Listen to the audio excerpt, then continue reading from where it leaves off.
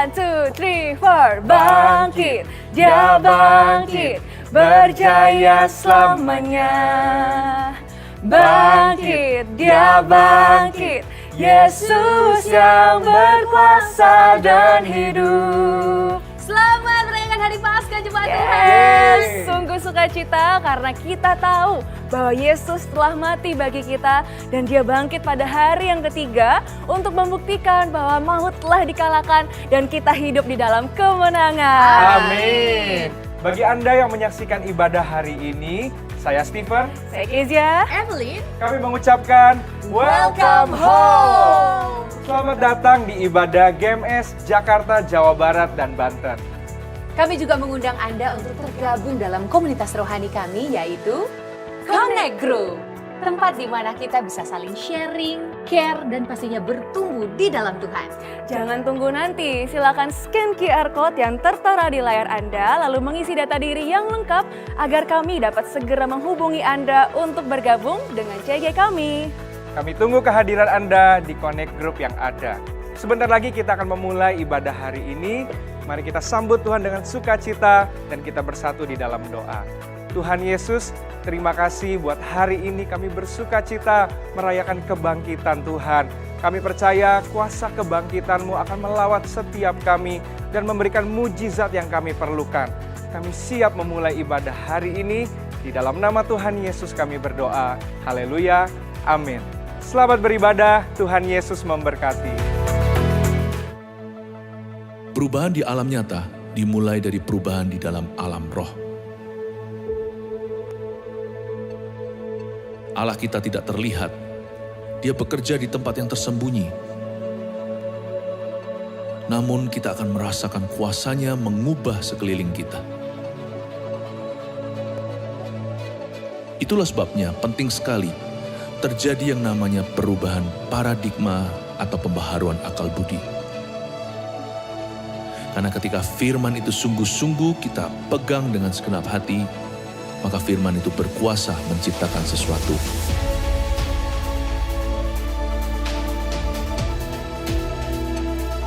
Di tahun ini, ketika pergeseran besar terjadi di dunia, akan ada orang gagal baru dan akan ada orang berhasil baru.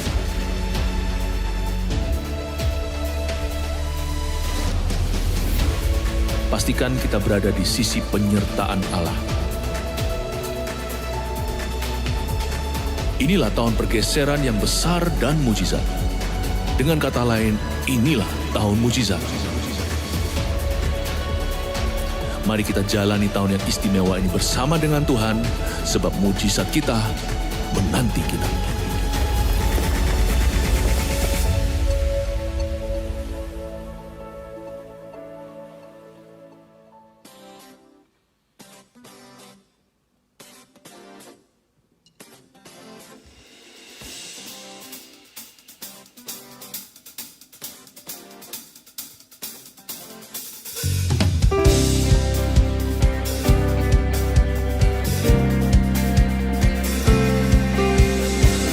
GBS Jakarta, mari kita bangkit berdiri bersama-sama. Kita muliakan Allah kita. Oh, oh, oh. Oh, oh, oh. Oh, oh. Sing! Lord, you are good and your mercy endureth forever. Lord, you are good and your mercy endureth forever.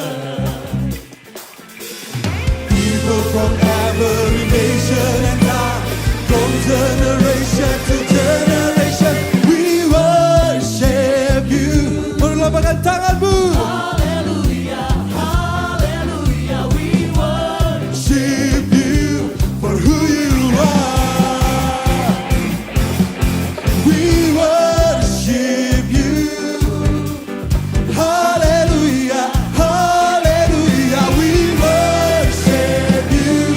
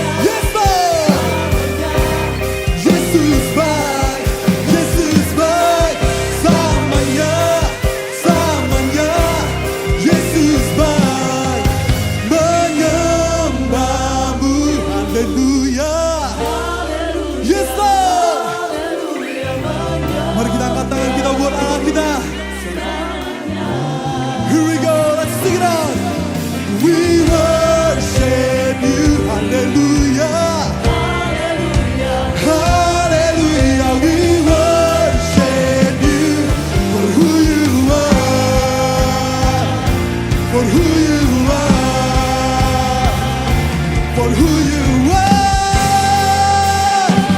You are God. Berikan sorak-sorak terbaik buat Yesus kita. Haleluya.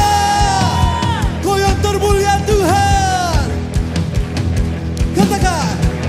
Besarlah Tuhan dan sangat terpuji, agunglah namanya selamanya. Yes Tuhan, kemuliaannya mengatasi langit, dialah yang bernafas memuji-Nya. Kami puji-puji nama-Mu Yesus. Katakan haleluya. Yes Lord. Mari kita syaratlah sama-sama katakan. Besarlah Tuhan dan sangat terpuji, agunglah namanya selamanya. Kemuliaannya mengatasi langit, dialah yang bernafas memuji-Nya. Mari kita lambaikan tangan kita buat Tuhan kembali. Yes Lord. Seluruh nyawa namanya, Allah perkasa, Raja semesta. Katakan, kemuliaan hanya bagi Dia, Dia yang layak disembah, beri pujian bagi Yesus Sang Raja. Yes Tuhan, Dia bertata untuk selamanya, surga bumi menyembah yang termulia, Dia Yesus Allah. Let's go!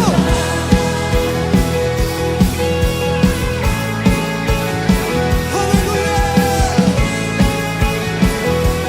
Mari sama-sama katakan. Besarlah Tuhan dan sangat terpuji, agunglah namanya selamanya.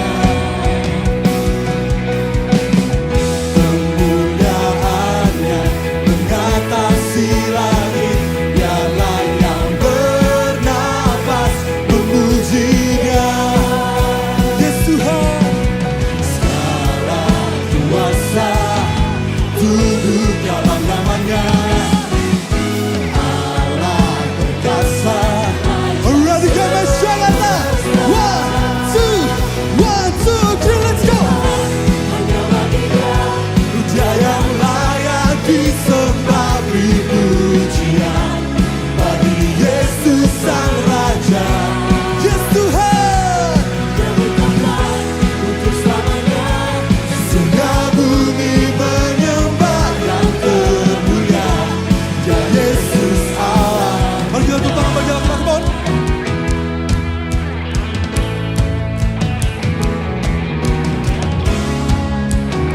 Kami mau nyatakan Tuhan, Kau yang berkuasa selamanya Tuhan. Berkuasa selamanya, Dia Yesus yang termulia. Berkuasa, berkuasa selamanya, Dia Yesus yang termulia. Sama-sama angkat kedua tangan kita dari depan sampai belakang kita. Kemuliaan hanya bagi Dia, Dia yang layak disembah, bagi Yesus Sang Raja. Dia bertata untuk selamanya, surga bumi menyembah yang termulia, Dia Yesus. Here we go. Kemuliaan hanya bagi Dia, Dia yang layak disembah, beri pujian bagi Yesus Sang Raja. Dia berkata untuk selamanya, surga bumi menyembah yang termulia, Dia Yesus Allah kita. Yang termulia, Dia Yesus Allah kita. Haleluya.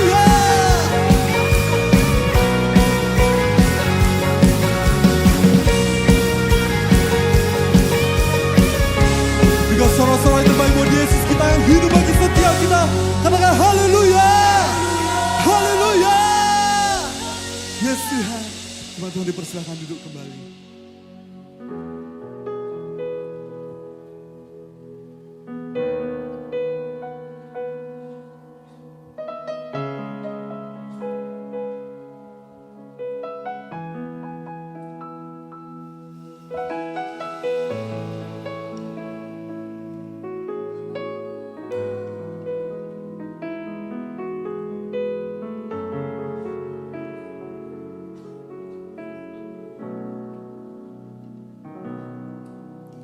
Saat ku masuk ke hadirat-Mu, bawa persembahan ke tempat kudus-Mu.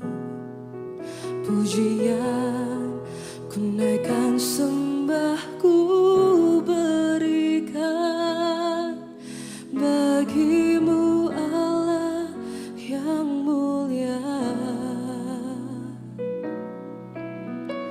Kau layakkan ku menghampiri-Mu, melihat tahta kemuliaan-Mu Tuhan. Pujian ku naikkan, sembah ku berikan bagi-Mu Allah yang mulia. Oleh kuasa darah-Mu, Kau telah tebus dosaku. Kekudusan-Mu melingkupiku, kasih-Mu mengalir, memulihkan hidupku. Sungguh besar anugerah-Mu, Kau selamatkan hidupku. Ku menjadi ciptaan yang baru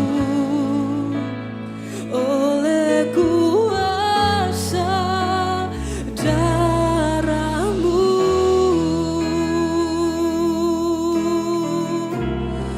Kami masuk hadirat-Mu Tuhan. Saat ku masuk ke hadirat-Mu, bawa persembahan ke tempat kudus-Mu. Pujian ku naikkan, sembah ku berikan bagi-Mu Allah yang mulia. Kau layak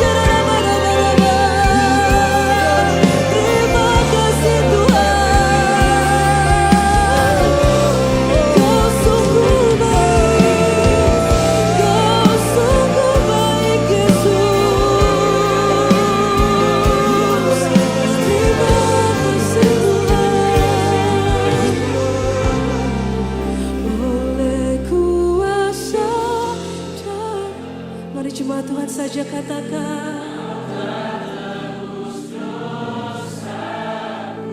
Terima kasih Tuhan.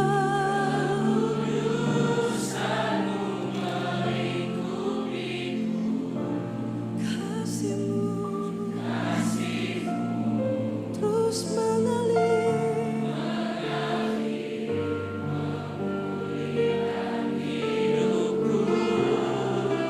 Sungguh besar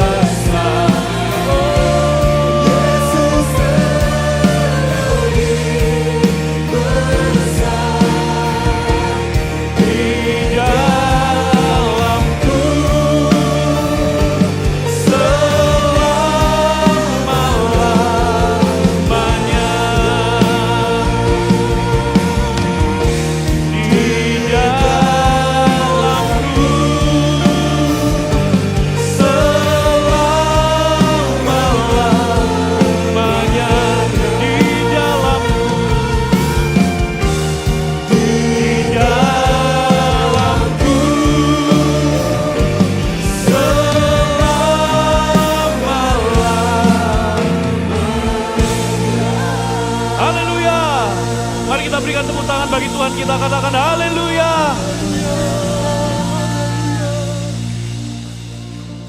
Bapa, kami bersuka cita hari ini, kami merayakan Paskah, merayakan kemenangan-Mu atas maut.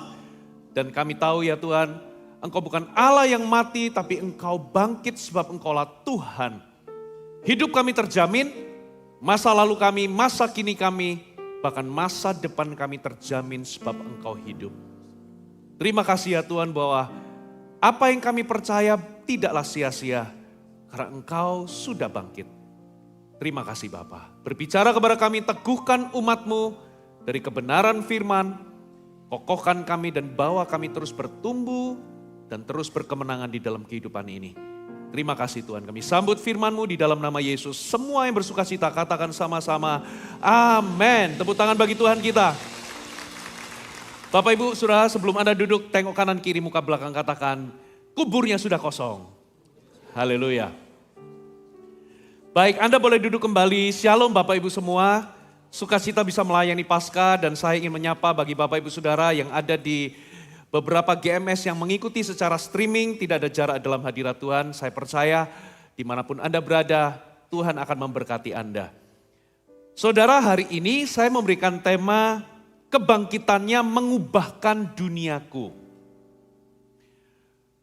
Bapak Ibu Saudara, iman kekristenan kita itu bukanlah iman yang berupa dongeng. Kebangkitan Yesus itu nyata. Bahkan itu tercantum di dalam fakta sejarah, dan bahkan kebangkitan Yesus itu bukan hanya dituliskan oleh orang-orang yang tidak menyaksikan, tapi kebangkitan Yesus itu disaksikan oleh banyak saksi mata. Ada Maria Magdalena, Tuhan menampakkan diri juga kepada Petrus, kepada 12 murid di dalam beberapa occasion, beberapa kejadian. Ada yang berjalan menuju ke Emmaus, 2 orang yang misterius. Lalu Yesus naik ke sorga juga disaksikan oleh 500 pasang mata, menyaksikan Yesus naik ke sorga. Berarti iman kita di dalam kekristenan itu bukanlah dongeng. Ini bukan sekedar agama yang diciptakan oleh manusia, tidak. Tuhan atau Yesus tidak pernah membawa agama. Tapi Yesus membawa kebenaran, membawa sebuah jalan menuju keselamatan, membawa sebuah jalan menuju hubungan yang nyata dengan Allah yang hidup. Yesus mati untuk tebus dosa kita. Tapi kematian Yesus itu akan sia-sia kalau Yesus tidak bangkit. Itu sebabnya kebangkitannya itu adalah kemenangan, katakan amin. Itu membuktikan bahwa Tuhan atau Yesus itu bukanlah pembohong. Di muka bumi, Yesus itu menceritakan atau bahkan menubuatkan, dan itu diketahui oleh banyak orang termasuk ahli-ahli Taurat. Yesus bernubuat bahwa aku akan merobohkan bait suci ini dan membangunnya dalam waktu 3 hari. Mereka tahu yang dimaksudkan itu adalah nubuatan bahwa dia akan mati dan dia akan bangkit. Berkali-kali Yesus memperingatkan murid-muridnya bahwa anak manusia akan menderita, disiksa, lalu dia akan mati, dan pada hari ketiga dia bangkit. Dan kebangkitannya itu tercatat oleh banyak saksi. Saksi mata yang membuktikan bahwa Yesus betul-betul hidup. Katakan amin. Zaman dulu gak ada video, zaman dulu gak ada handphone bisa direkam. Zaman dulu orang kalau menganggap sebuah perkara itu sah, yaitu ketika ada 2-3 orang saksi, maka perkara itu menjadi sah. Saksi mata. Sedangkan Yesus ini di hadapan ratusan orang Yesus menampakkan diri. Ada amin? Jadi ini adalah sebuah kisah yang tidak terbantahkan. Dari sudut pandangnya Maria Magdalena, dia punya sudut pandang sendiri, kesaksiannya, apa yang dia lihat. Petrus, semua rasul-rasul, bahkan 500 orang-orang percaya, mereka melihat dengan mata kepala mereka sendiri, termasuk satu orang yang bernama Thomas, seorang yang ragu-ragu, diizinkan Tuhan untuk mencucukkan tangannya, meraba tangan yang berlobang paku, lambung yang lobang karena tusukan. Membuktikan bahwa kebangkitannya bukan dongeng. Katakan amin. Kebangkitannya harus membawa perubahan dalam kehidupan kita. Kalau saudara anak Tuhan, orang Kristen, percaya kebangkitan Yesus, harusnya itu betul-betul mengubah kehidupan kita. Kita nggak boleh ikut Yesus itu sekedar agamawi. Hanya ke gereja karena kita Kristen. Tapi nggak ada perubahan hidup.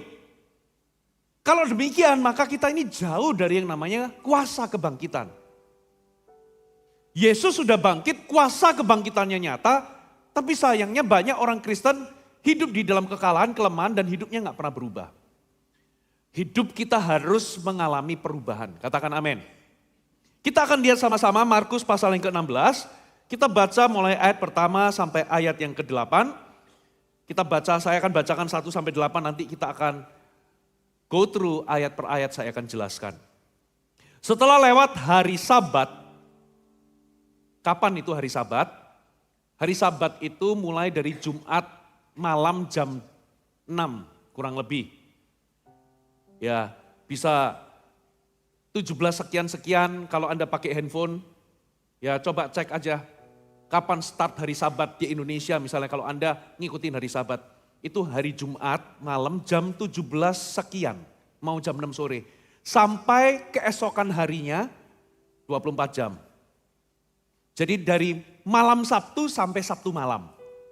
Itulah hari Sabat.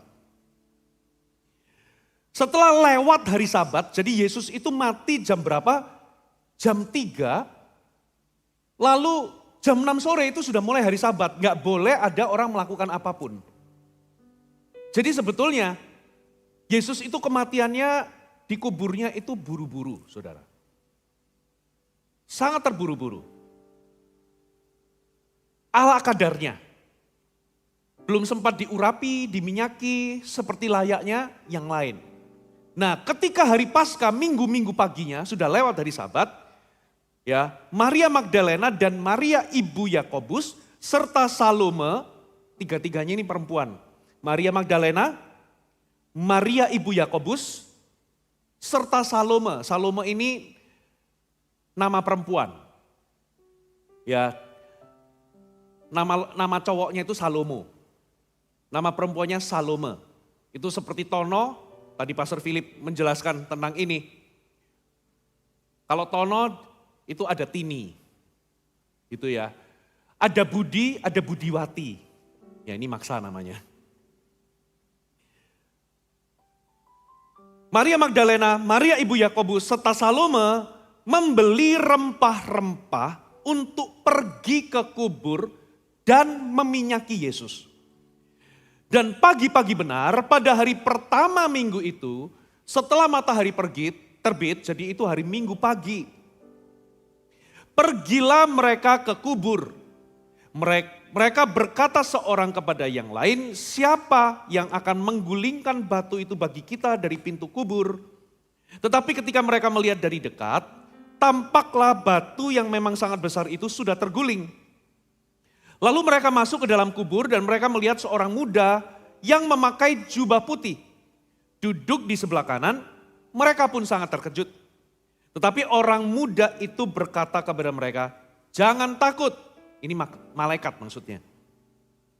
Kamu mencari Yesus orang Nazaret yang disalibkan itu. Ia telah bangkit, ia tidak ada di sini. Lihat, inilah tempat mereka membaringkan dia. Tetapi sekarang pergilah. Katakanlah kepada murid-muridnya dan kepada Petrus. Ia mendahului kamu ke Galilea, di sana kamu akan melihat dia. Seperti yang sudah dikatakannya kepada kamu. Jadi Yesus sebelumnya sudah ngomong, aku akan mendahului kamu sesudah aku bangkit di Galilea. Lalu mereka keluar dan lari meninggalkan kubur itu, sebab gentar dan dahsyat menimpa mereka. Mereka tidak mengatakan apa-apa kepada siapapun juga karena takut. Dengan singkat, mereka sampaikan semua pesan itu kepada siapa? Petrus dan teman-temannya. Sesudah itu, Yesus sendiri dengan perantaran murid-muridnya memberitakan dari timur ke barat berita yang kudus dan tak terbinasakan tentang keselamatan yang kekal itu. Saudara, ada 3 rema yang Anda bisa bawa pulang. Ini akan menjadi rema Paskah bagi saudara yang perlu Anda pertimbangkan lewat pelajaran ini. Saudara perhatikan di ayat pertama. Setelah lewat hari Sabat, Maria Magdalena, Maria ibu Yakobus serta Salome membeli rempah-rempah untuk pergi ke kubur dan meminyaki Yesus. Kapan mereka beli rempah-rempah? Kurang lebih ya, kalau pagi-pagi mungkin gak ada yang buka. Jadi sebelum minggu pagi, tapi sesudah hari Sabat. Jadi kurang lebih Sabtu malam. Ya, Sabtu malam di atas jam 6 sore itu hari Sabat sudah selesai. Mereka beli rempah-rempah yang ketika saya selidiki ternyata rempah-rempah untuk mengurapi jenazah atau mayat pada zaman itu sangat mahal. Mereka beli rempah-rempah supaya besok paginya pada waktu matahari terbit mereka itu berencana pergi ke kubur untuk meminyaki jenazah atau mayat dari Yesus yang pada waktu Yesus mati diturunkan dari mana? Diturunkan dari salib. Puji Tuhan ada seseorang yang memberikan kuburnya. Itu adalah orang kaya. Ditaruh di situ. Saya percaya itu terjadinya cepat karena sebentar lagi itu hari Sabat. Sangat buru-buru. Yesus dikafani, pokoknya dikafani di itu, tapi belum sempat dibalsam atau diurapi, dirempah-rempahi. Pertanyaannya tujuannya apa? Kenapa Maria Magdalena, Maria ibu Yakobus, serta ibu yang bernama Salome itu pergi? Sederhana Bapak Ibu. Tujuannya simpel, itu adalah sebuah tindakan kasih. Mereka ingin membalsam, mereka ingin memberikan rempah-rempah kepada pribadi Yesus yang mereka kasihi. Tapi yang menjadi luar biasa adalah, saudara, yang jadi pertanyaan adalah, ini saudara, di mana murid-murid? Coba, di mana murid-murid? Saya mau kasih tahu backgroundnya. Kenapa di sini nggak ada murid-murid? Bahkan mereka bertanya begini, coba perhatikan ayat yang ketiga. Munculkan ayat ketiga. Mereka berkata seorang kepada yang lain, siapa yang akan menggulingkan batu itu bagi kita dari pintu kubur? Kenapa kok mereka berkata satu kepada yang lain, mereka bertiga itu? Sebetulnya kitab Padanan yang lain itu mencatat ada satu orang lagi yang bernama Yohana. Jadi yang datang itu perempuan semua, Bapak Ibu. Mereka saling ngomong satu sama lain, siapa yang akan menggulingkan batu ini bagi kami? Kenapa mereka ngomong begitu? Karena batunya gede banget. Sehingga mereka bertiga atau berempat, mereka bahu-membahu pun, mereka tahu bahwa kekuatan mereka nggak sanggup menggulingkan batu. Tadi sempat Pastor Philip ngomong bahwa Maria Magdalena itu gede badannya. Ya, bahkan dikatakan Maria Magdalena itu sempat waktu Yesus menampakkan diri, waktu kuburnya kosong dia tanya,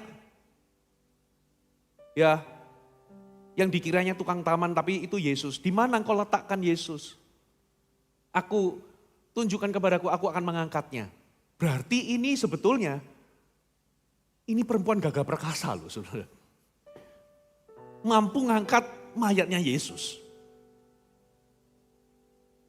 Tapi semampu-mampunya, sekuat-kuatnya, mereka berempat, itu batu gede banget. Sehingga mereka itu bergumam.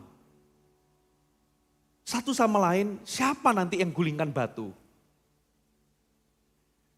Yang jadi pertanyaan, di mana 12 rasul itu Memang satu orang sudah bunuh diri, namanya Yudas. Paling tidak, di mana 11 sisa murid-muridnya itu? Di manakah mereka? Mana Petrus? Mana Yohanes? Saya mau kasih tahu backgroundnya, Bapak Ibu. Kondisinya pada waktu itu mencekam. Yesus itu ditangkap, diadili, digantung di atas kayu salib, mati pada hari Jumat jam 3. Setelah itu buru-buru dikubur. Lalu apa yang terjadi? Coba kita buka satu ayat ya, Matius 27. Matius 27 ayat 62. Matius 27 ayat 62. Saya tunggu ayatnya keluar, ini ayat tambahan. Kalau agak lama tolong dimaafkan. Matius 27 ayat 62. Kalau sudah muncul kasih jempol Bapak Ibu. Keesokan harinya, sesudah hari persiapan datanglah imam-imam kepala dan orang-orang Farisi bersama-sama menghadap Pilatus. Mereka berkata, Tuan, kami ingat bahwa si penyesat itu, yaitu Yesus maksudnya, sewaktu hidupnya berkata, sesudah 3 hari aku akan bangkit. Jadi mereka itu sebetulnya percaya loh saudara. Karena itu perintahkan untuk menjaga kubur itu sampai hari yang ketiga. Jikalau tidak, nanti murid-muridnya mungkin datang untuk mencuri dia dan mengatakan kepada rakyat, ia telah bangkit dari antara orang mati. Sehingga penyesatan yang terakhir akan lebih buruk akibatnya daripada yang pertama.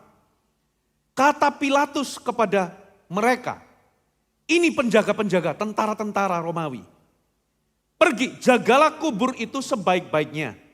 Pergilah mereka dengan bantuan penjaga-penjaga itu, mereka memeteraikan kubur itu dan menjaganya.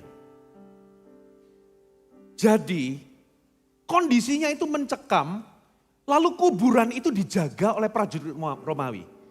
Kalau Anda jadi murid Yesus, itu prajurit yang diperintahkan membunuh Yesus. Nah, kalau Anda sebagai murid-murid datang ke situ ketemu penjaga, apa yang terjadi? Keluar dari rumah, menampakkan diri, itu mencekam saudara. Satu ayat lagi. Yohanes 20 ayat 18. Bukan Yohanes 20 ayat 16. Maaf. Sebentar.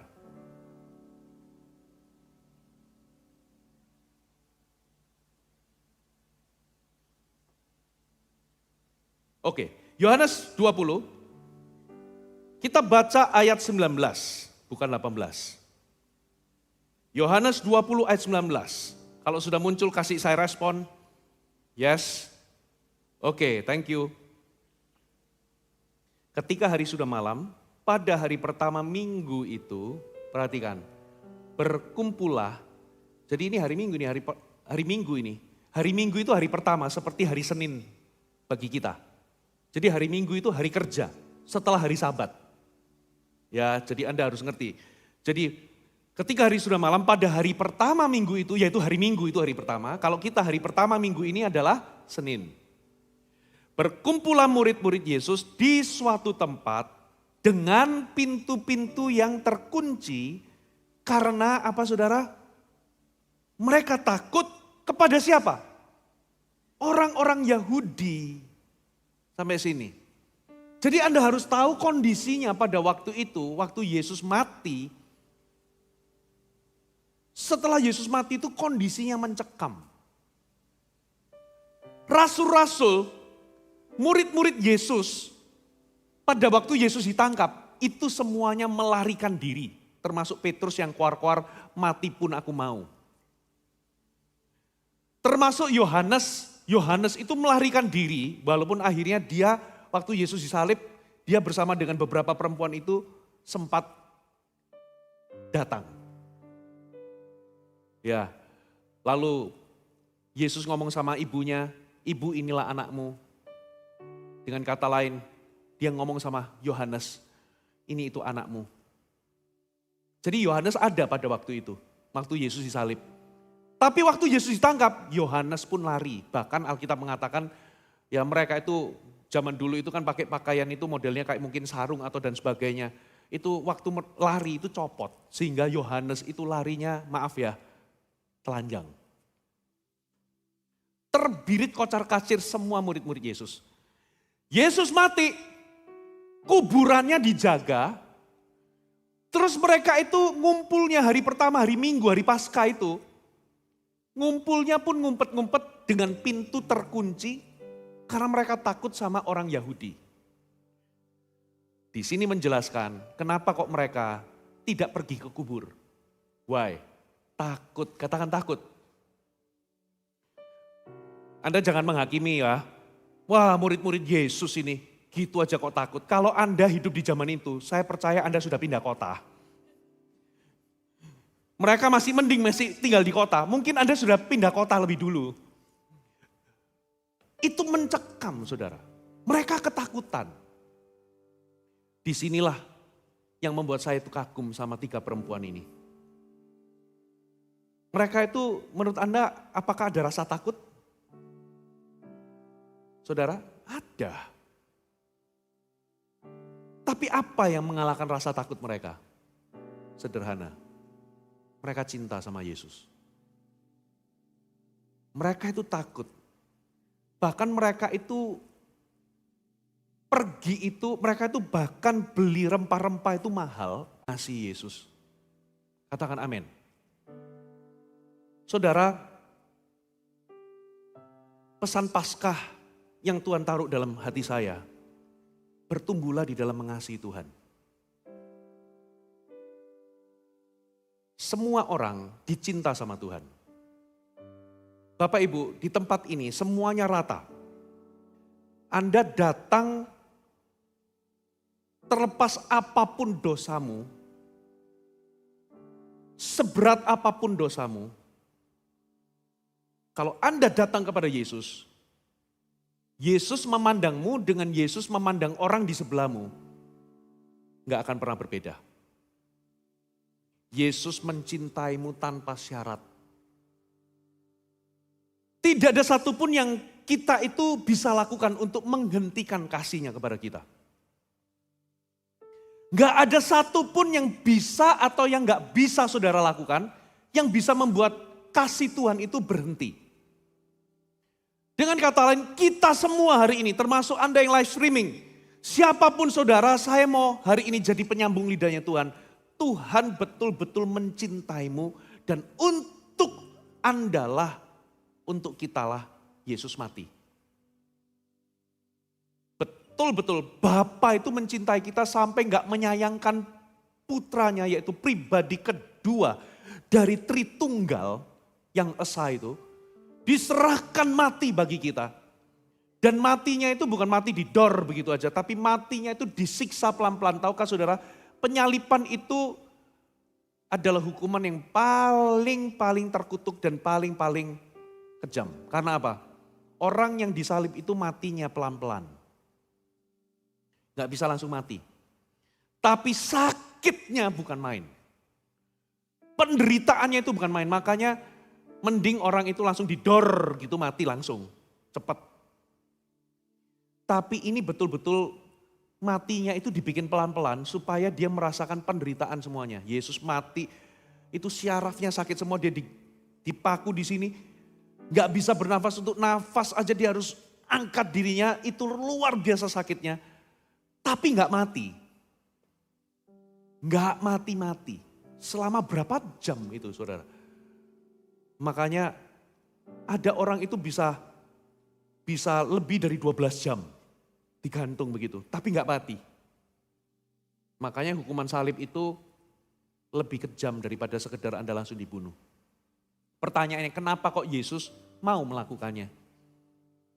Sederhana, karena dia mencintai kita, terlalu mencintai kita. Ada amin. Kita semua itu dicinta Tuhan. Tapi dengar baik-baik. Kalau memang kita itu sadar bahwa kita dicinta Tuhan, sekarang bagian kita real deal-nya adalah harusnya itu cinta yang Tuhan berikan dalam hidup kita, itu harus menghasilkan sebuah drive untuk Anda itu punya kerinduan untuk mencintai dia kembali? Katakan amin. Kalau enggak, kekristenanmu kayaknya ada sesuatu yang kayaknya enggak fit. Ada something yang enggak pas. Kayak iman, kayak kereta itu enggak masuk di relnya gitu loh. Ada orang itu, aku dicinta sama Tuhan, aku dicinta, aku bermegah di dalam cintanya Tuhan dalam hidupku. Sekalipun aku jatuh, dia tetap mencintaiku. Itu kebenaran. Betul. Sekalipun kita gagal jatuh, dia akan mengasihi kita. Katakan amin. Tapi kalau kita ini enggak beranjak dari situ, kita dicinta Tuhan, bermegah di dalam cintanya Tuhan, sekalipun aku jatuh, tapi Tuhan tetap cinta, itu benar. Tapi kalau Anda enggak melihat cintanya Tuhan itu membuatmu punya drive untuk hidup berkenan mencintai dia, enggak lagi jatuh bangun dalam dosa terus, tapi Anda muncul kerinduan untuk mencintai dia kembali, pasti ada sesuatu yang kayaknya falas gitu loh. Kayak Anda nyanyi sebuah lagu tapi kok nadanya nggak masuk. Harusnya cintanya Tuhan, kalau Anda betul-betul tahu bahwa Anda dicinta Tuhan, yang normal itu adalah pasti muncul sebuah kerinduan untuk Anda mencintai dia kembali. Katakan amin. Makanya Yesus ngomong dalam Yohanes 14, kalau engkau mengasihi aku, berarti orang yang mengasihi Tuhan itu diperhitungkan Tuhan. Katakan amin. Orang yang mengasihi aku, berarti ada orang yang tidak mengasihi aku, kata Yesus. Sekalipun Tuhan mengasihi dia. Saya ulangi ya. Yesus ngomong begini, Yohanes 14, coba kita lihat aja ayatnya. Yohanes 14 ayat 15, perhatikan. Jikalau kamu mengasihi aku, kamu akan menuruti segala perintahku. Yesus ngomong kalau ada orang yang mengasihi aku, ia akan menuruti perintahku. Berarti ada orang yang sekalipun dikasihi Tuhan, tapi dia nggak mengasihi Tuhan. Dan buktinya apa? Dia nggak menuruti perintahku. Tapi dia dicinta Tuhan nggak? Dicinta. Tapi dia bertumbuh nggak di dalam mengasihi Tuhan? Tidak. Bapak Ibu, saya ngomong begini bukan berarti saya sudah sempurna. No. Paulus pun ngomong, aku tidak berkata-kata seolah-olah aku sudah mencapainya. Tapi ini yang aku lakukan. Aku berlomba-lomba di dalam iman. Aku arahkan, pusatkan energiku untuk apa yang ada di depanku. Supaya aku memperoleh hadiah sorgawi. Katakan amin. Saya ngomong begini, saya nggak bisa mengukur, menghakimi, saya lebih mengasihi Tuhan ketimbang Anda. Nggak bisa. Saya juga nggak bisa ngomong, saya sudah mengasihi Tuhan dengan sempurna. Enggak.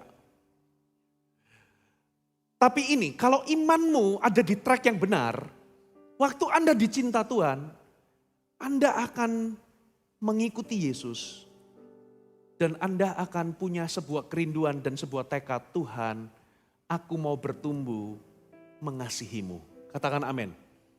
Tidak ada orang yang bisa mengasihi Tuhan dengan sempurna, tapi semua orang bisa bertumbuh di dalam mengasihi Tuhan. Katakan amin.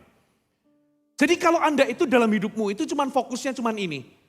Aku puas, aku dicinta Tuhan. Aku puas, aku dicinta Tuhan. Tapi jatuh bangun dalam dosa. Nggak taat. Jatuh, tapi waktu jatuh, aku dicinta Tuhan. Benar, dicinta Tuhan, benar. Tapi pakailah itu untuk bangkit, katakan amin. Bukan Anda pakai itu dicinta oleh Tuhan, kasih karunia itu untuk Anda terus-menerus di dalam kubangan. Jatuh bangun di dalam dosa. Halo amin. Harusnya Anda pakai kasih Tuhan itu, aku gagal hari ini tapi aku percaya kasih karunia-Nya ada padaku. Dia mengasihi aku. Pakailah itu untuk Anda bertumbuh melangkah untuk mengasihi Tuhan, bertumbuh di dalam mengasihi Tuhan. Katakan amin. Dicinta Tuhan dicinta oleh Tuhan, itu adalah keputusan Tuhan. Tapi mencintai Tuhan adalah keputusan kita. Katakan amin. Dikasihi Tuhan, itu adalah keputusan Tuhan, pilihannya Tuhan. Coba kalau Anda tanya, kenapa sih kok Tuhan mengasihi kita? Itu pertanyaan gak bisa dijawab tuh saudara. Kenapa kok Tuhan mengasihi kita? Kita tahu Tuhan mencintai kita, tapi pertanyaannya, kenapa kok Tuhan mengasihi kita itu? Why? Itu gak terjawab loh saudara. Itu karena dia memilih untuk mencintai kita, katakan amin. Bukan karena kita layak, bukan karena kita statusnya lebih tinggi daripada hewan, no. Tapi karena itu pilihan Tuhan, dia mencintai kita. Jadi kita dicintai Tuhan, itu adalah pilihan Allah. Tapi mengasihi Tuhan, itu adalah pilihan kita. Katakan amin. So, lebih baik kita hari ini bersama-sama, Tuhan, Yesus Engkau sudah bangkit. Aku mau lihat, aku mau contoh seperti mereka. Mereka itu bayar harga untuk beli rempah-rempah. Yang kedua, mereka itu diliputi ketakutan yang sama dengan murid-murid. Tapi mereka tetap bangun pagi-pagi, bawa rempah-rempah, datang ke kubur. Resikonya apa? Ada penjaga. Bayangkan nanti kalau tentara-tentaranya gimana? Kalau belum pergi, belum cabut. Yang kedua, ketemu orang Yahudi, gimana ini? Nanti bisa ditangkap, bisa dibunuh. Mereka juga punya ketakutan yang mencekam. Ketiga, sampai di situ, siapa yang gulingan batu, kita nggak kuat. Tapi mereka tetap pergi juga, sederhana. Apa motifnya? Satu, mereka mengasihi Tuhan. Halo, amin. Bapak Ibu, tahukah ada yang namanya anak kesayangan dan ada yang namanya anak kesukaan. Apa bedanya? Kita semua ini adalah kesayangan Tuhan. Katakan amin. Kita ini biji matanya. Tuhan itu cinta mati sama kita tanpa syarat. Tapi anak kesukaan itu beda. Bukan karena Tuhan pilih kasih. Tapi dari antara semua anak kesayangan ini, Tuhan cinta semuanya. Tapi ada anak yang bikin Tuhan itu tersenyum. Ada anak yang bikin Tuhan itu bangga. Ada anak yang dari semua anak-anak yang Tuhan sayang, ada anak yang Tuhan itu bisa kasih kepercayaan. Itulah anak kesukaan. Katakan amin. Anda punya anak, yang siapa yang orang tua punya anak? Anda pasti cinta semuanya. Pasti. Katakan amin. Pasti cinta itu semuanya cinta karena itu anak saudara. Tapi dari semua anak saudara, ada yang bikin hatimu pedih. Tapi kalau ditanya, sayang nggak? Sayang setengah mati.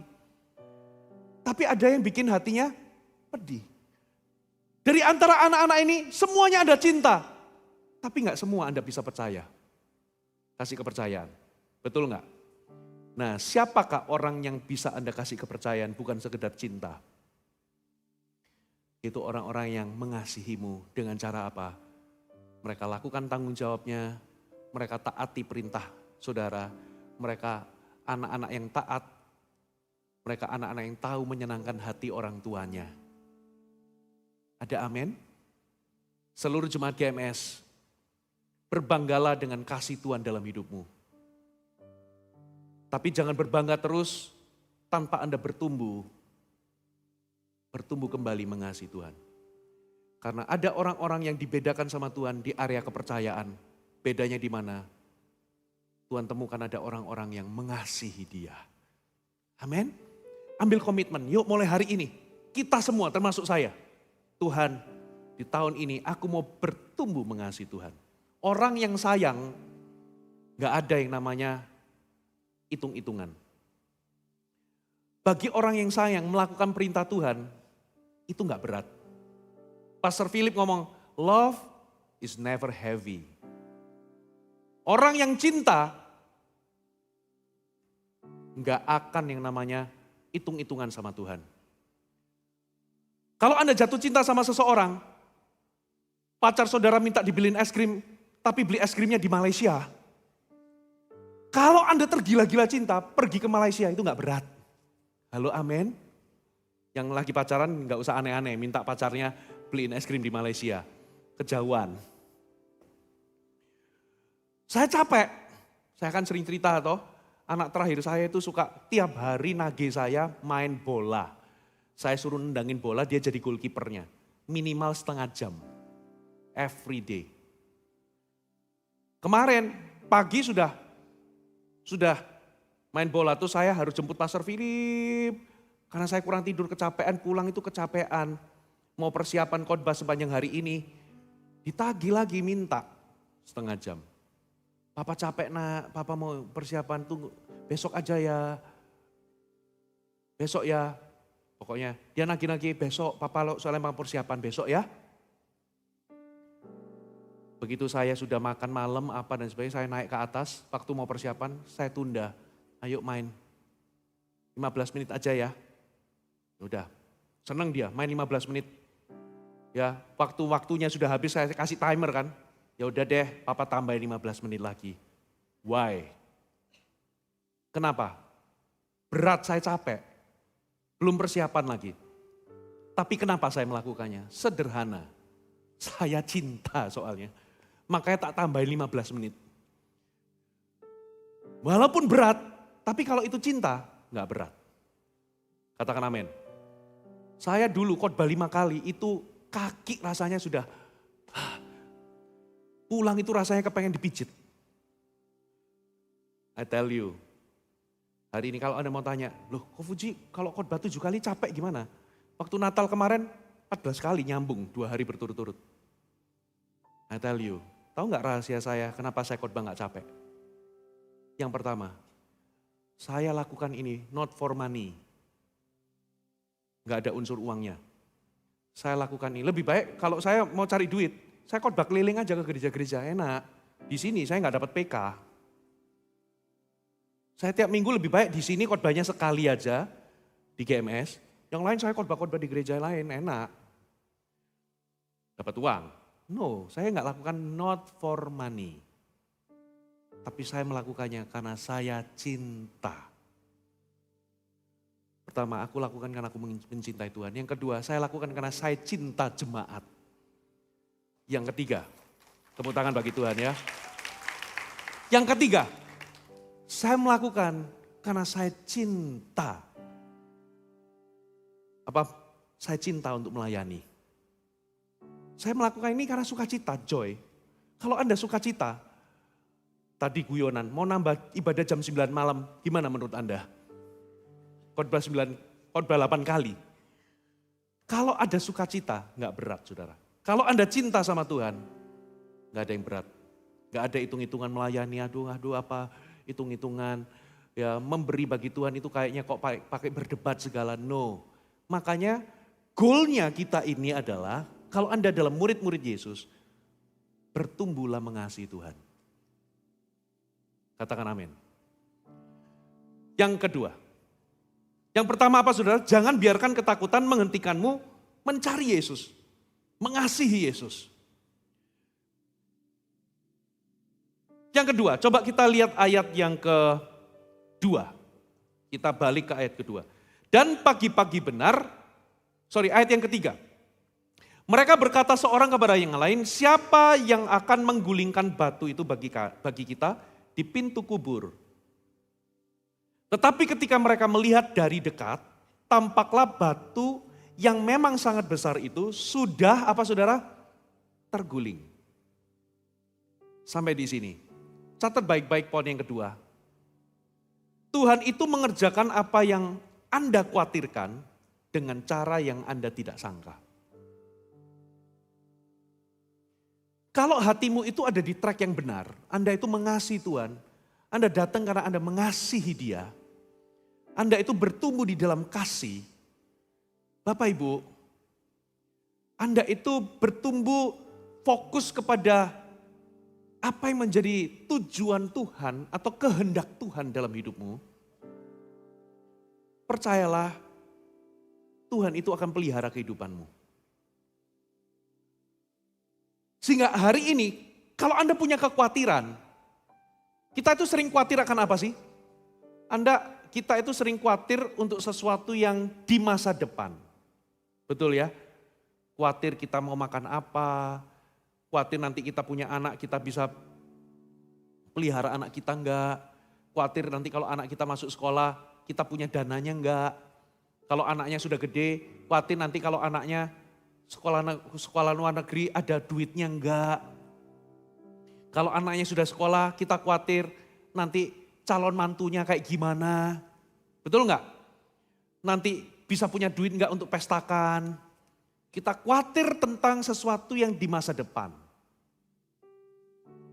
Tapi saya percaya kalau hidup kita itu ikut Yesus, apa yang Anda khawatirkan itu, Bapak Ibu, tiba pada saat waktunya tiba, ternyata Tuhan sudah bereskan.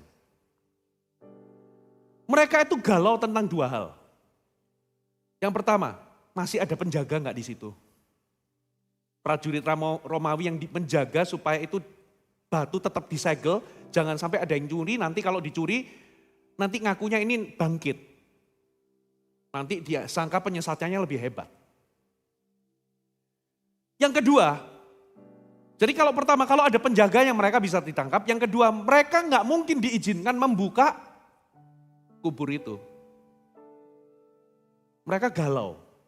Yang kedua, kalaupun nggak ada penjaga, siapa yang bantu kita gulingin batu ini loh? Ternyata waktu sampai di situ, kalau Anda baca Alkitab yang lain, yang buka batunya itu malaikat. Menurut Anda, malaikat itu buka batu, pintu kubur itu untuk siapa? Bukan untuk Yesus, saudara.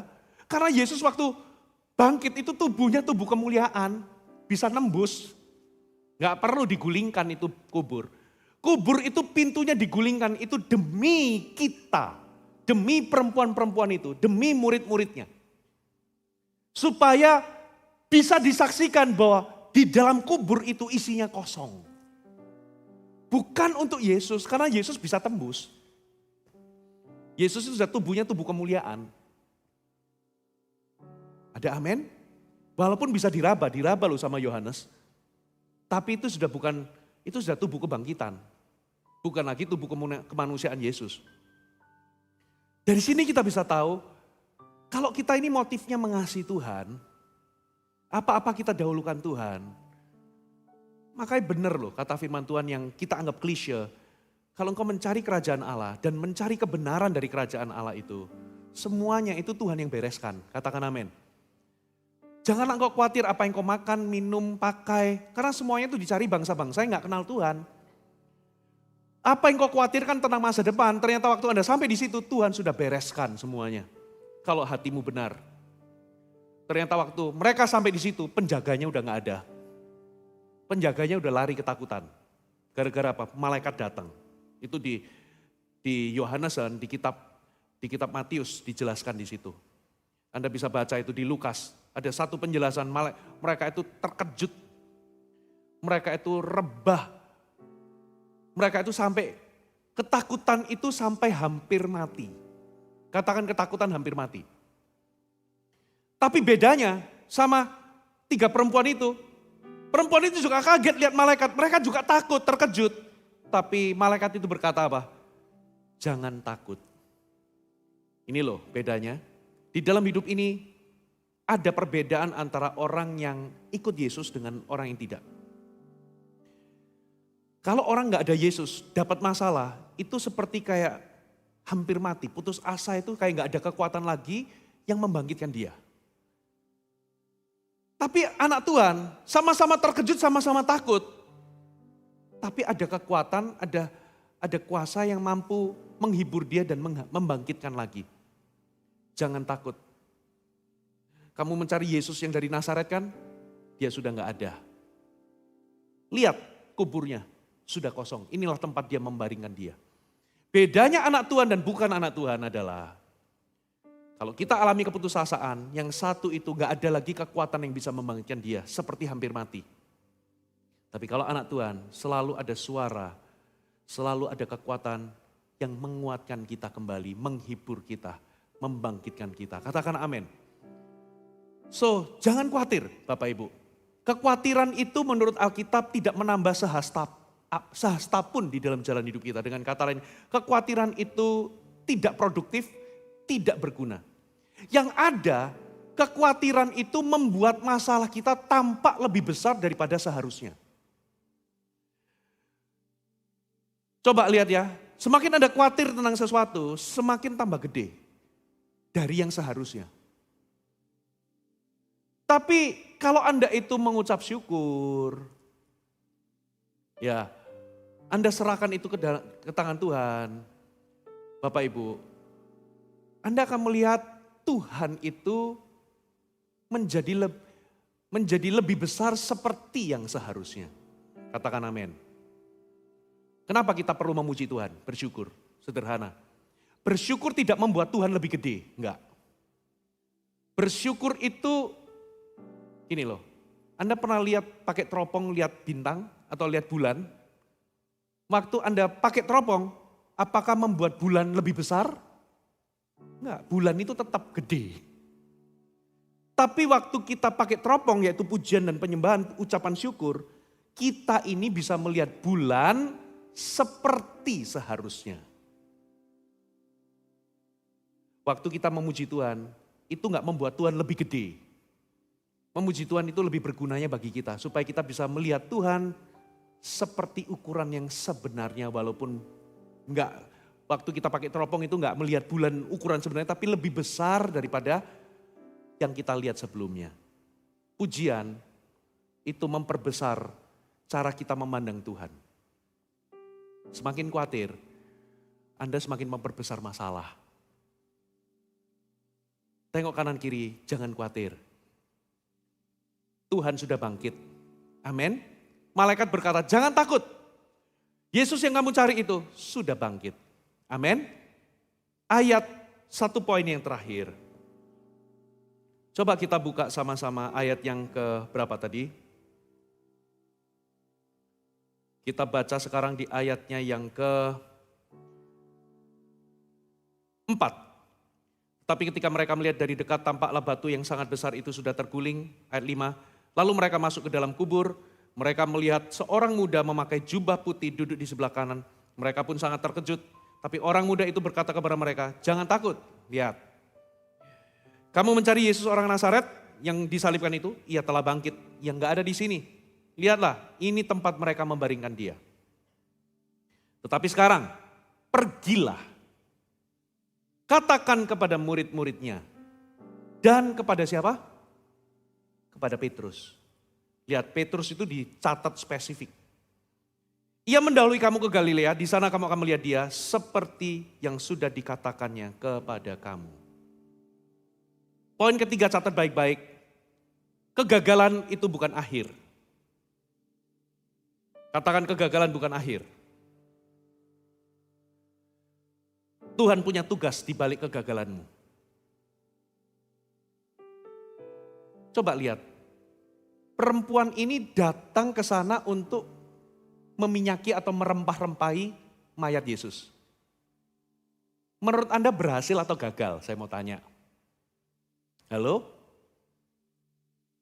Kita tahu bahwa mereka tidak mungkin bisa melakukannya. Why? Yesus sudah bangkit. Sudah gak perlu dibalsam. Gak perlu dirempah-rempahin. Tapi Tuhan itu baik.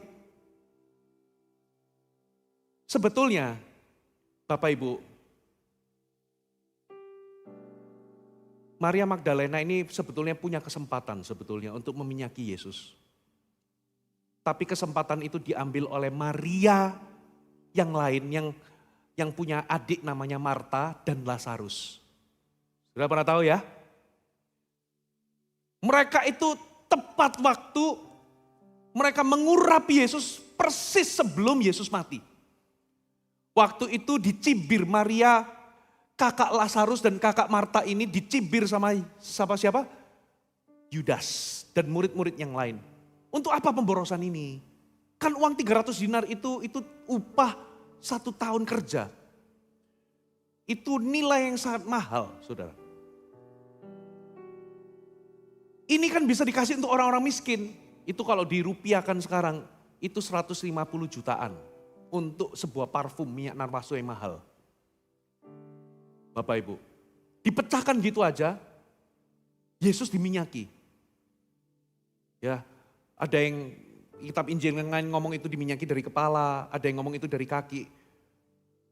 Itu beberapa penulis itu melihat sudut pandangnya beda, tapi itu saling melengkapi, bukan kontradiktif. Berarti Yesus itu diurapi seluruh tubuhnya. Lalu Yesus ngomong, enggak apa-apa, Yesus sendiri membela. Biarkan ia melakukan itu, karena ia mempersiapkanku untuk penguburanku. Berarti memang Yesus tahu bahwa waktu dia diturunkan dari salib, enggak bakal ada orang yang sempat meminyaki dia. Makanya dia diminyaki dulu sebelum dia naik ke salib. Untuk mempersiapkan dia untuk dia dikubur. Jadi Maria Magdalena telat. Dari sini kita bisa belajar Bapak Ibu, melayani Tuhan itu privilege. Setiap kesempatan yang Tuhan beri untuk Anda melayani Tuhan itu berharga karena belum tentu Anda punya waktu atau punya kesempatan di masa depan. Setiap kali ada kesempatan untuk Anda bisa berkontribusi memberi bagi pekerjaan Tuhan, lalu Anda sibuk berdebat, nanti memberi itu nanti dimakan sama oknum-oknum pendetanya, nanti begini, lalu berdebat-berdebat. Bapak Ibu, itu adalah kesempatan, itu privilege. Tuhan itu gak butuh pelayanan kita atau uang kita. Sebetulnya Tuhan itu gak butuh kita untuk memenangkan dunia ini, gak perlu. Untuk menangkan seluruh kota Surabaya, atau kota Jakarta, atau memenangkan Indonesia. Gampang. Malaikat turun aja di Bundaran HI, diliput oleh seluruh televisi nasional.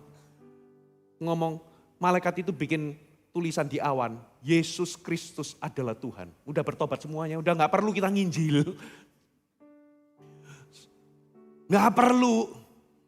Tuhan bisa, tapi Tuhan itu memberikan kita kesempatan untuk kita itu bisa partake atau kita ini bisa berkontribusi di dalam pekerjaannya. Tuhan itu cari-cari alasan untuk memberkati kita atau untuk memberikan kita upah, katakan amin. Tuhan bisa kirim malaikat, tapi Tuhan itu mau pakainya kita, menggandeng kita untuk melayani. Jadi kalau ada kesempatan untuk melayani, itu privilege karena belum tentu itu bisa balik. Belum tentu kesempatan itu dikasih. Makanya selama kita punya tenaga, Bapak Ibu saya melayani. Kalau saya cerita tentang saya itu bukan mengagungkan saya ya. Tapi inilah prinsip yang saya jalani. Dari sejak saya lahir baru, tahun 97, 98. Bagi-bagi undangan, saya punya naik motor, saya bagi sendirian ribuan. Ribuan itu sampai saya pusing. Ketika bubaran sekolah itu saya pusing saudara. Tapi saya berikan, saya dulu pelayanan gak langsung khotbah. Saya antar jemput jiwa-jiwa, bawa ibadah pagi, ibadah pelajar pagi. Saya jemputin, ibadah, lalu saya baptisin orang. Dari ibadah 1, 2 sampai malam saya baptis. Kadang malam itu cuma 1 orang. Ini salah satunya dia ini yang saya baptis. Masih kecil. 1 orang, jadi saya harus jelasin baptisan air itu gimana. Lalu 1 orang dulu itu kolam baptisannya dalam. Jadi kedinginan, kadang baptis itu kedinginan. Pagi, siang, malam saya baptisin antar jiwa-jiwa. Saya gak tugas di mimbar. Saya tugasnya itu antar jemput jiwa-jiwa. Saya balikin lagi lalu balik ke gereja lagi. Saya tugas baptisan air. Saya baptisin, bahkan malam itu cuma 1-2 orang. Saya layani satu-satu. Saya punya prinsip, selama saya masih muda, saya ngomong, saya punya power, tenaga, aku berikan power. Saya dulu kuat saudara. Pagi sampai malam itu gak minum, gak makan, melayani Tuhan. Jangan ditiru ya, nanti kalau ginjalmu bermasalah. Tapi saya dulu muda itu kuat banget. I give my youth untuk melayani. Karena apa? Begitu lewat, masa berlalu, saya sudah gak muda lagi. Kesempatan gak bisa kembali loh. Kalau hari ini Tuhan buka kesempatan untuk Anda melayani, layani. Karena dunia ini sekarang arusnya cepat, arusnya kencang. Begitu Anda terseret arus duniawi, Set, begitu Anda hilang 10 tahun dah berlalu. Loh, aku di mana ini? Kalau Anda nggak radikal sekarang, melayani Tuhan, belum tentu kembali. Maria Magdalena nggak dikasih kesempatan sama sekali untuk bisa ngurapi Yesus. Kesempatan itu sudah diambil sama Maria yang satu. Itu nggak bisa kembali. Harusnya Maria Magdalena sebelumnya itu punya banyak kesempatan. Tapi sekalipun gagal, di balik kegagalannya Maria Magdalena, coba lihat. Ternyata Tuhan itu memberikan privilege. Kalau hatimu mengasihi Tuhan, sekalipun dulunya Anda pernah gagal, Maria ini dapat privilege, Tuhan berkenan sama Maria, walaupun Maria nggak dapat kesempatan membalur Yesus, tapi dialah orang pertama yang menyaksikan Yesus bangkit. Bukan rasul-rasul, bukan Petrus, bukan Yohanes, tapi Maria. Siapa Maria? Maria ini adalah perempuan yang pernah dirasuk 7 roh setan yang dilepaskan oleh Yesus. Maria ini hidupnya rusak, saudara. Maria Magdalena ini. Hidupnya itu rusak. Dia melewatkan satu kesempatan, membalur Yesus. Dia nggak dapat kesempatan, tapi kalau orang yang mencintai Tuhan, hatinya itu motifnya mau sayang sama Tuhan. Anda gagal nggak apa-apa, tapi di balik kegagalanmu, engkau punya tugas baru. Katakan amin. Dia dapat privilege saksi mata pertama. Saudara, wanita pada zaman itu nggak dianggap. Customnya orang Yahudi pada zaman itu, wanita nggak boleh ngomong. Wanita itu kalau cerita nggak dianggap valid ceritanya. Jadi sebetulnya kalau Tuhan memilih saksi pertamanya itu Maria Magdalena, sebetulnya rugi. Coba kalau Kaisar atau Pilatus yang menyaksikan, kan lebih mantep, betul nggak? Lah kok malah Maria Magdalena, perempuan lagi. Saudara, di situ Anda harus ngerti, yang dapat kepercayaan itu adalah orang yang mengasihi, terlepas apa backgroundnya, apa gendernya. Tuhan itu bisa memilih yang lemah, yang tidak bijaksana, yang tidak berhikmat menurut dunia. Apa yang bodoh, dipakainya menjadi alat. Katakan amin. Maria dapat kesempatan kedua. Diberikan tugas baru, dapat privilege menjadi saksi kebangkitan nomor 1, saudara. Yaitu Maria Magdalena. Bahkan saking privilege-nya, Yesus ngomong begini. Ini di padanan kitab yang lain. Yesus itu datang, Maria, kamu cari siapa? Maria masih ngira Yesus tukang taman, saudara. Tunjukkan siapa, di mana Yesus. Langsung ditegur, Maria. Langsung dia lihat. Langsung dia berkata, Rabuni. Yesus langsung ngomong, jangan sentuh aku. Karena aku belum pergi kepada Bapa. Sementara aku akan pergi kepada Bapa. Dan sekarang tugasmu adalah ngomong sama yang lain. Nanti aku akan jumpai di Galilea. Jadi even Jesus itu belum pergi ke Bapa, tubuhnya gak boleh disentuh. Betul-betul fresh, baru aja bangkit, saudara. Orang yang mencari Tuhan, mencintai Tuhan, selalu jodoh dengan ini. Dengan privilege-privilege ini. Jadi hari ini, Bapak Ibu, kalau Anda mencintai Tuhan, mau bersungguh-sungguh mencintai Tuhan, kalau dulunya Anda itu pemakai narkoba, dengar baik-baik. Your mess will be your message. Tuhan akan pakai kekacauanmu, hidupmu yang hancur karena narkoba itu, dipakai untuk menjadi kesaksian bagi pemakai-pemakai narkoba bahwa Tuhan hidup karena hidupmu berubah. Katakan amin. Kalau dulu engkau terjebak dalam dosa tertentu, hari ini kosongkan neraka, khususnya kepada orang-orang yang paling tidak punya masalah yang sama. Kalau rumah tanggamu sempat goyang, hancur dan pulih, entaskan, pulihkan banyak rumah tangga. Engkau punya tugas baru, bersaksi bagi Yesus. Kalau engkau pendosa dicinta Tuhan, ini waktunya gereja Tuhan bangkit. Jangkau banyak orang-orang yang hidupnya hancur dan berdosa. Bawa mereka kepada Kristus. Dan itu adalah tugas kita. Katakan amin. Engkau bukan masa lalumu, Tuhan punya tugas yang baru bagimu. Tutup Alkitab kita, mari kita bangkit berdiri di hadapan Tuhan. Anda belajar sesuatu, amin? Thank you Tuhan. Terima kasih Tuhan. Oleh kuasa darah-Mu, Kau telah tebus dosa. Amin. Yes Lord. Kekudusan-Mu melingkupiku, Kasih-Mu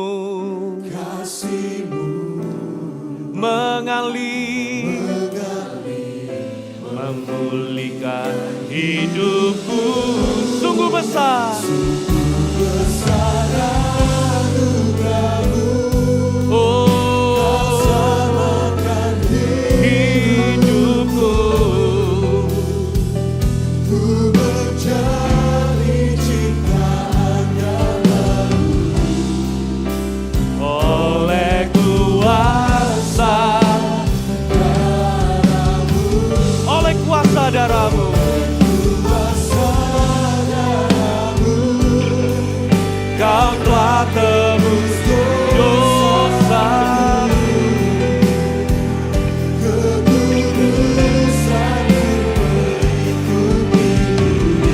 Kasih-Mu mengalir, memulihkan hidupku. Sungguh besar anugerah-Mu, Kau selamatkan hidupku. Ku menjadi ciptaan yang baru. Oleh kuasa darah-Mu, oleh kuasa darah-Mu, Kau telah tebus dosaku. Haleluya. Lingkup-lingkup kasih-Mu mengalir, sungguh besar anugerah-Mu, Kau selamatkan hidupku. Ku menjadi ciptaan yang baru. Oleh kuasa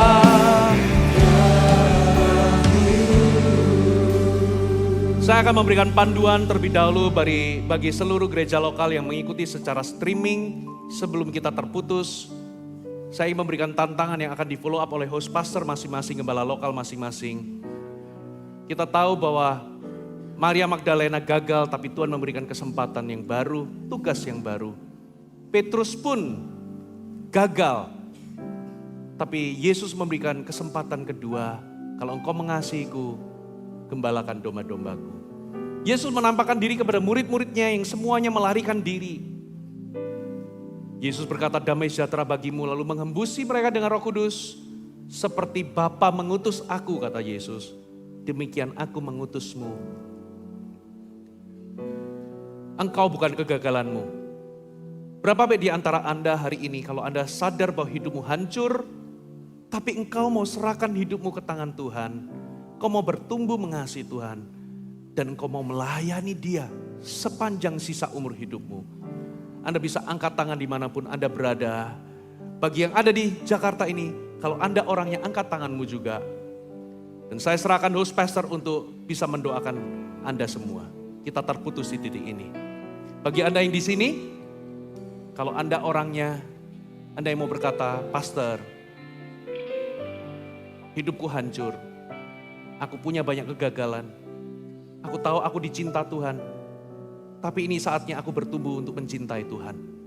Aku gak mau sia-siakan hidupku lagi. Aku mau hidup yang baru. Semua perjalanan mata, kalau Anda orangnya, angkat tanganmu tinggi-tinggi. Saya ingin berdoa bagi Anda dari depan sini.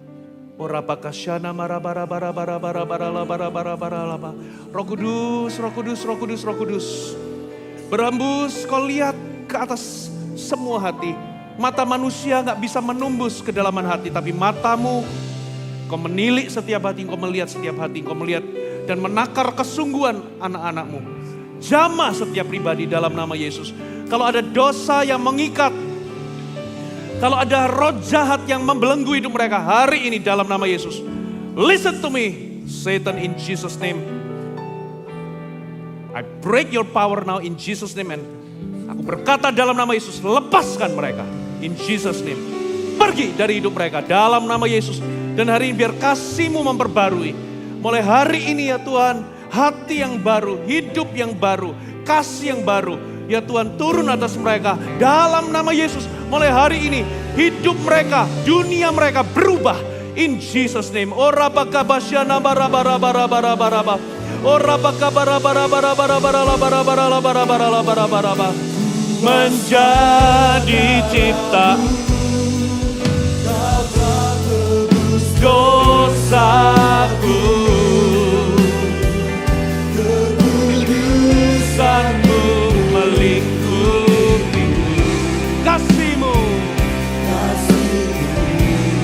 mengalir hidupku sungguh besar.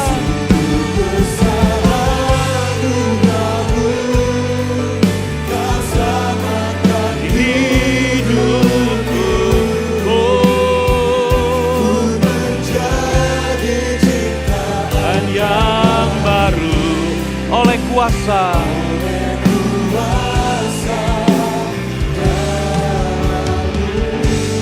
Mari letakkan tangan di dada, ikuti doa saya. Tuhan Yesus, aku buka hatiku. Aku mengakui aku berdosa. Aku melenceng dari kehendak-Mu. Tapi hari ini, Yesus, Engkaulah Tuhanku dan Juru Selamatku. Tuhan, mampukan aku untuk mengasihi-Mu kembali. Aku percaya hari ini dosaku diampuni dan Engkau memberikan kesempatan kedua. Sekali lagi, aku letakkan dan persembahkan hidupku di altar-Mu. Pakailah hidupku. Aku ingin melakukan kehendak-Mu. Di dalam nama Yesus, di dalam nama Yesus. Amin. Sebelum kita berikan tepuk tangan dulu bagi Tuhan. Sebelum saya tutup dalam doa berkat, izinkan saya memberikan sambutan bagi Bapak Ibu Saudara yang baru pertama kali hadir di GMS. Kalau nggak keberatan, bolehkah saudara lambaikan tangan seperti ini dimanapun Anda berada, termasuk yang ada di ruang overflow. Bisa lambaikan tangan kalau Anda baru pertama kali hadir di GMS. Thank you buat kesediaannya, kita berikan tepuk tangan buat mereka. Saudara, bolehkah Anda tetap angkat tangan sampai usher kami menjangkau saudara dan memberikan sebuah welcoming form bagi saudara. Ya, sampai Anda terima. Kalau Anda sudah terima, ini adalah undangan kami. Kalau Anda berkenan, Anda bisa mengisi nama, alamat, nomor handphone supaya kami bisa menghubungi Anda. Tentunya kalau saudara belum berjemaat dimanapun, kami mengundang Anda untuk menjadi bagian dari keluarga kami. Gereja bukan gedung, gereja adalah sebuah keluarga. Kita butuh keluarga untuk bertumbuh. Kami ada sebuah kelompok kecil yang bernama Connect Group. Saudara, kami ingin mengundang Anda untuk bisa join di dalamnya. Isi nama, alamat, nomor handphone. Kalau Anda sudah isi, kembalikan kepada petugas kami. Atau via QR code berikut ini, saudara bisa scan, lalu Anda isi nama, data Anda, nomor handphone yang jelas. Dalam waktu 2-3 hari ini kami akan hubungi Anda, sediakan kelompok sel, kelompok kecil untuk Anda bertumbuh. Oke, kalau semua sudah terima, yang di overflow sudah terima, dalam hitungan ketiga, seluruh jemaat kita berikan salam terhangat. 1, 2, 3. Bisa berikan jabat tangan, katakan welcome home, selamat datang. Haleluya. Mari kita berdoa untuk persembahan. Hari ini kita buka baptisan air. Bapak Ibu, momen Paskah ini bisa jadi kesempatan. Hari kebangkitan Anda bersatu dengan kebangkitan Kristus lewat baptisan. Jangan ditunda, Anda bisa daftarkan diri dengan petugas kami yang di luar sana. Hari ini Anda bisa dibaptis, nggak bawa baju nggak apa-apa. Kita sediakan baju baptisannya semuanya, baju pakaian untuk di dalamnya juga dan sebagainya. Anda datang kering, pulang kering, yang pasti Anda pulang bawa damai sejahtera. Amin. Mari kita angkat tangan sama-sama, kita berdoa terima kasih. Di ujung kebaktian ini kami ingin bersyukur dengan memberikan persembahan kami. Tuhan berkati setiap persembahan yang ada, jadikan berguna membangun kerajaan-Mu, dan hamba berdoa biar persembahan yang kami taburkan berkenan di hati-Mu. Di dalam nama Yesus, mari jemaat kasih Tuhan, pulanglah membawa kuasa kebangkitan, memberikan-Mu kuasa untuk menanggung setiap persoalan, memberikan-Mu kemenangan di dalam setiap pergumulan, memberikan-Mu kesembuhan di dalam sakit penyakit-Mu, membawa-Mu jalan keluar bagi setiap kebuntuan-Mu. Dan terimalah berkat daripada Allah Bapa, Allah Putra, Allah Roh Kudus yang senantiasa menyertai-Mu sampai akhir zaman. Terimalah berkat ini di dalam nama Yesus. Semua yang diberkati percaya katakan amin. Katakan sama-sama selamat hari Paskah. Tuhan memberkati. Halo jemaat Tuhan, kami percaya Anda pasti terberkati dengan ibadah hari ini. Bagi Anda yang mau menerima Yesus sebagai Tuhan dan Juru Selamat, mari ikuti kata-kata saya di dalam doa. Tuhan Yesus, hari ini saya menerima Engkau sebagai Tuhan dan Juru Selamat secara pribadi. Saya percaya hari ini saya menerima keselamatan dan nama saya tercatat di dalam kitab kehidupan. Di dalam nama Yesus saya berdoa, amin. Selamat atas hidup baru Anda di dalam Kristus. Untuk langkah ketaatan selanjutnya, Anda dapat memberikan diri untuk dibaptis. Untuk pelayanan baptisan, permohonan doa, dan juga pendaftaran CG, Anda dapat scan QR Code di layar ini. Dan bagi Anda jemaat yang ingin memberikan persembahan secara digital, Anda bisa melakukannya via transfer atau scan QR yang ada di bawah ini. Jangan lupa like, comment, share, dan subscribe YouTube GMS Jakarta, Jawa Barat, dan Banten supaya Anda dapat terus terkoneksi dengan kami. Sekali lagi kami mengucapkan Selamat Paskah dan Tuhan Yesus memberkati.